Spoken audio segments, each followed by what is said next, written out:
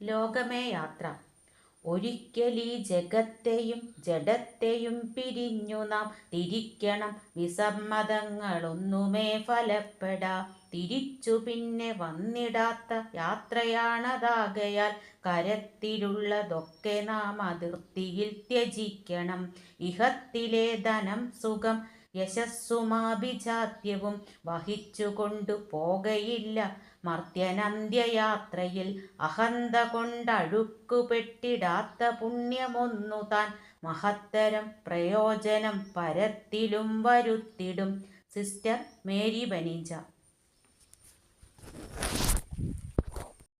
ഒരിക്കലീ ജഗത്തെയും ജഡത്തെയും പിരിഞ്ഞു നാം തിരിക്കണം. വിസമ്മതങ്ങളൊന്നുമേ ഫലപ്പെടാ. ഇതിൻ്റെ അർത്ഥം എന്താ വെച്ചാൽ, ഒരിക്കൽ ഈ ജഗത്തെയും എന്ന് പറയുമ്പോൾ ഈ ലോകത്തെയും ജഡത്തെയും, നമ്മളെല്ലാവരും മരിച്ചു കഴിഞ്ഞാൽ എന്താ ജഡാവസ്ഥ, ജഡത്തെയൊക്കെ ശരീരത്തെയൊക്കെ പിരിഞ്ഞിട്ട് നാം എന്ത് ചെയ്യണം? തിരിക്കണം. വിസമ്മതങ്ങളൊന്നുമേ ഫലപ്പെടാ. തിരിച്ചു പിന്നെ വന്നിടാത്ത യാത്രയാണതാകയാൽ കരത്തിലുള്ളതൊക്കെ നാം അതിർത്തിയിൽ ത്യജിക്കണം. അപ്പം അതിൻ്റെ അർത്ഥം എന്താ വെച്ചാൽ, നമ്മൾ എന്താ വിസമ്മതങ്ങളൊന്നുമേ നമ്മൾ വിസമ്മതിച്ചിട്ടൊന്നും കാര്യമില്ല. നമ്മൾ എന്ത് ചെയ്യണം? ഒരു യാത്ര പോകണം. എങ്ങോട്ട് യാത്രയാണതാകയാൽ കരത്തിലുള്ളതൊക്കെ നാം അതിർത്തിയിൽ ത്യജിക്കണം. അതായത് മരണത്തെ പറ്റിയാണ് ഇവിടെ പറയുന്നത്. മരിക്കുമ്പോൾ ആരും തന്നെ എന്താ നമ്മളുടെ കയ്യിലുള്ളതൊന്നും തന്നെ കൊണ്ടുപോകുന്നില്ല അല്ലേ. പിന്നെ ഇഹത്തിലെ ധനം സുഖം യശസ്സുമാഭിജാത്യവും വഹിച്ചുകൊണ്ടു പോകയില്ല മർത്യനന്ത്യയാത്രയിൽ. മർത്യൻ എന്താണ്? ഇത് തിരിച്ചു വരാത്തൊരു യാത്രയാണില്ലേ മരണം എന്ന് പറയുമ്പോൾ. അപ്പം എന്താ, അതുവരെ നാം നേടിയതെല്ലാം ഇവിടെ ഉപേക്ഷിച്ചിട്ടാണ് നാം യാത്ര പോകുന്നത്. ലോകത്ത് നേടിയ എന്താണ്? ധനവും സുഖവും എല്ലാം പ്രശസ്തിയും ഒക്കെ നമ്മൾ എന്ത് ചെയ്യാണ് ചെയ്യുന്നത്? ഒന്നും മനുഷ്യന് അന്ത്യയാത്രയിൽ എന്ത് ചെയ്യാൻ പറ്റില്ല? കൂടെ കൊണ്ടുപോകാൻ പറ്റില്ല. അതൊക്കെ നമ്മൾ ത്യജിച്ചിട്ടാണ് നാം പോകുന്നത് അല്ലേ.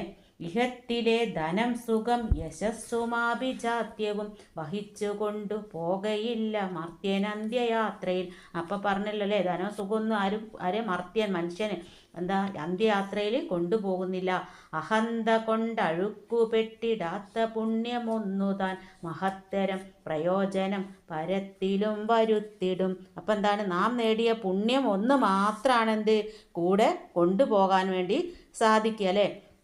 അപ്പം നമ്മൾ എന്താണ് ജീവിച്ചിരിക്കുമ്പം ചെയ്യുന്ന നന്മയും സ്നേഹവും പുണ്യവുമാണ് എന്ത് ഈ ഭൂമിയിൽ നമ്മളെ എന്താ എന്നും ഓർക്കാൻ വേണ്ടി ഉണ്ടാവുക എന്നാണ് ഈ കവിതയിൽ കവിയത്രി പറയുന്നതില്ലേ. അപ്പോൾ ഈ രണ്ട് മുകളിൽ പറഞ്ഞിട്ടുള്ള പിന്നെ എന്ന് പറയുന്ന ഈ കൊച്ചു കഥയിലും ലോകമേ യാത്ര എന്ന് പറയുന്ന ഈ കുഞ്ഞു കവിതയിലും എന്താണ് നമ്മെ ഓർമ്മപ്പെടുത്തുന്നത്?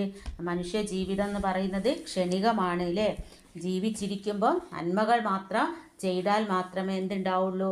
നമ്മളൊക്കെ മരിക്കുമ്പോഴും പിന്നെ നമ്മളെക്കുറിച്ചൊക്കെ ആളുകൾ ഓർക്കാൻ വേണ്ടി പറ്റുള്ളൂ എന്നുള്ള ഒരു സന്ദേശമാണ് ഈ കവിതയും കഥയും തരുന്നത്.